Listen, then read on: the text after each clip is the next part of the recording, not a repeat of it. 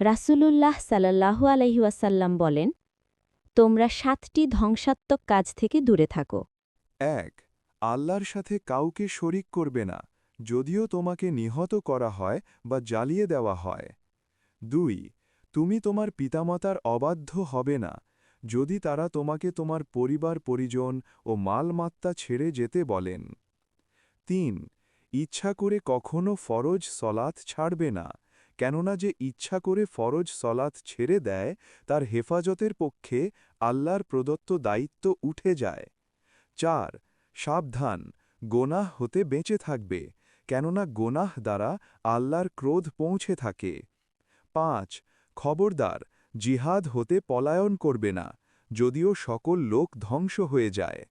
৬.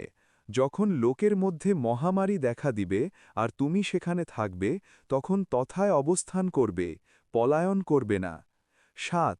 তোমার সামর্থ্য অনুযায়ী তোমার পরিবারের জন্য ব্যয় করবে, কার্পণ্য করে তাদের ভরণ পোষণে কষ্ট দিবে না।